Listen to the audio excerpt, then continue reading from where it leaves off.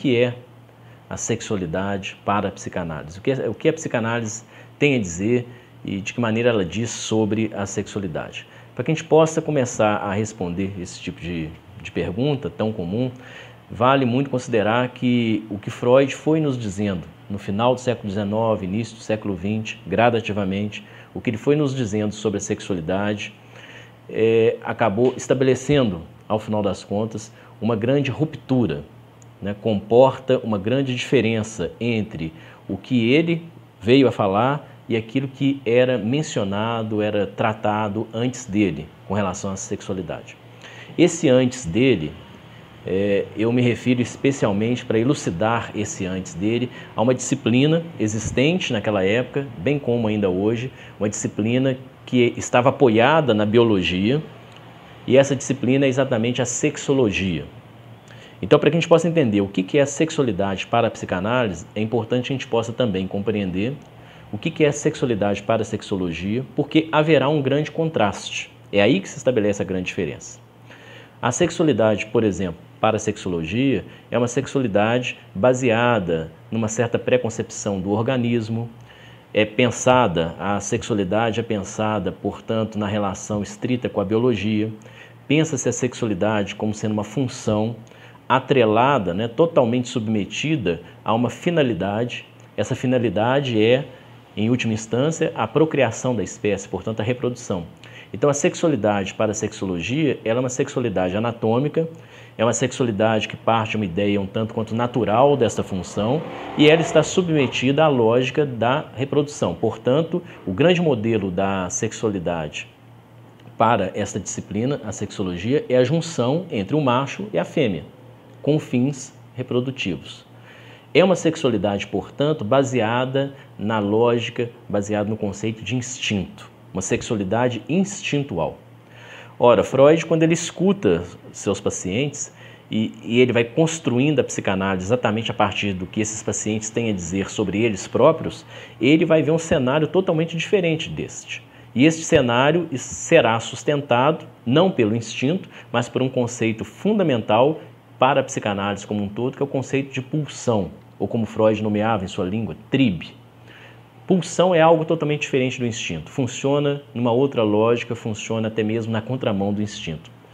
É muito interessante, Lacan vai, ao comentar Freud, ele vai dizer que a pulsão, muito diferente do instinto, a pulsão é aquilo que não tem dia nem noite, não tem primavera nem outono. Ou seja, a pulsão é uma força, a pulsão nos dá a ideia de força, de ímpeto. Sim, a pulsão é isso que me instiga, a pulsão é isso que me cutuca o tempo todo. No entanto, não me cutuca de maneira como um instinto, que tem picos e tem declínios. Picos e declínios. A pulsão é um impacto constante, a pulsão é uma interpelação, a pulsão é uma inquietude que o tempo todo está lá. Por isso que ela não tem dia, não tem noite, não tem sábado, não tem segunda, não tem terça-feira. A pulsão me habita, Freud vai nos mostrar de maneira privilegiada, e aí sim vai ser uma grande ruptura com dogmas até então existentes. Freud vai nos mostrar de maneira privilegiada que a pulsão, por exemplo, a sexualidade pulsional, ela está presente nas crianças. Como? Como que a gente pode entender isso? Não é necessariamente uma sexualidade baseada nos órgãos genitais, baseada no amadurecimento do corpo, na biologia desse corpo. Muito pelo contrário, essa sexualidade pulsional é sexualidade que está ali no olhar da criança, na boca da criança, nos gestos da criança. É aquilo que entra na boca, é aquilo que sai da boca, é aquilo que ela escuta, é aquilo que ela vê. Então, é a sexualidade que diz respeito às trocas que esse corpo realiza com o mundo, ao que entra, ao que sai, ao que é pego, ao que é quebrado, ao que é mordido, ao que é babado, ao que é capturado. Então são esses elementos que escorrem pelo corpo, que instigam o corpo. E a criança ela vai exatamente ser o tempo todo, não só a criança, mas a criança é o grande modelo, vai ser o tempo todo habitada, impactada por isso. Daí Freud falar de uma sexualidade infantil. Na época foi um grande escândalo, ainda hoje, dependendo da situação, isso ainda incomoda, mas Freud vai dizer, querem ver o que é a sexualidade nos adultos? Olhem para as crianças. Essa sexualidade em que inúmeros ingredientes, e não necessariamente só os órgãos genitais, e muito menos só a junção do macho com a fêmea, onde inúmeros ingredientes fazem parte dela. Um outro modelo que ele chegou a nos apresentar como sendo um modelo também muito interessante para que nós possamos compreender a sexualidade, é a sexualidade que está presente na perversão. Para a sexologia, tudo que fugisse da junção entre o macho e a fêmea e que não estivesse, portanto, submetido ao ato reprodutivo, ao fim biológico, né, era tido como uma espécie de desvio. Um pequeno desvio, um grande desvio. As perversões são, portanto, esses territórios, né, dos grandes desvios.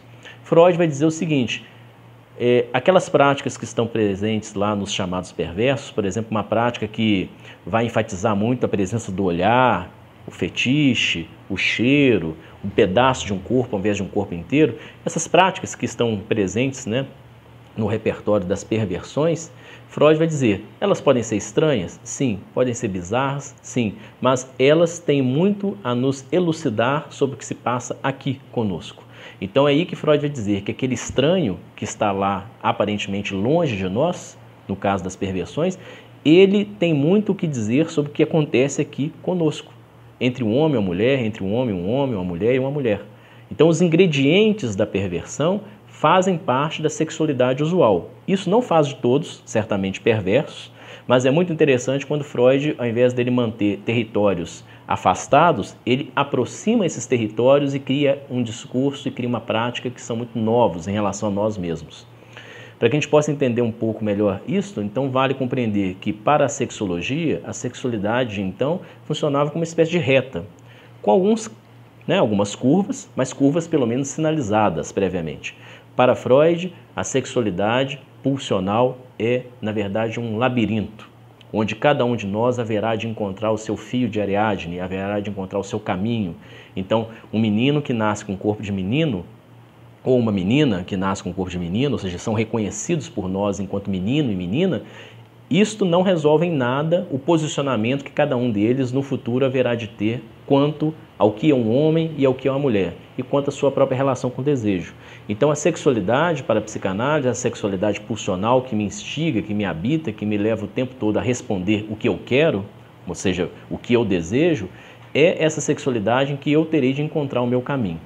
Isso me faz muito lembrar uma música que fez muito sucesso entre nós no final dos anos 90, A Seta e o Alvo, do Paulinho Mosca, onde ele vai basicamente nos dizer, há um refrão na música muito interessante que pode elucidar melhor esse contraste. Ele vai nos dizer o seguinte: eu ando num labirinto e você numa estrada em linha reta. Te chamo para a festa, mas você só quer atingir sua meta. Sua meta é a seta no alvo, mas o alvo na certa não te espera. Esta meta que se apresenta, portanto, como uma seta no alvo, isto é um instinto. O alvo nunca está muito bem localizado, o alvo às vezes se desloca. Agora, considerar que o alvo na certa não te espera, isto é a pulsão. Então, nós todos somos atravessados por esta sexualidade, que mesmo que todos nós possamos ter um ou outro alvo, o alvo nunca é algo muito capturável, muito sólido, muito domesticado em minhas mãos.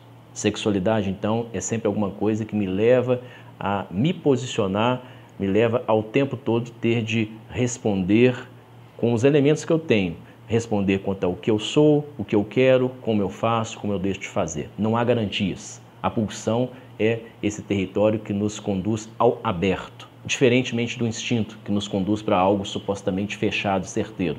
Freud, então, propõe uma prática, que é a psicanálise, em que exatamente estes elementos, né, que não são tão assegurados, que não são tão estáveis, irão fazer parte desse percurso. Analisando, quando começa a falar para nós sobre a sexualidade de diversas maneiras, e não só sobre seus atos sexuais, mas quando ele começa a nos falar, né, do que o instiga, do que o alimenta, do que ele sente falta, do que o enamora, do que o encanta, do que o horroriza, ele vai exatamente começar a delinear este labirinto que é ele próprio, esse labirinto pulsional.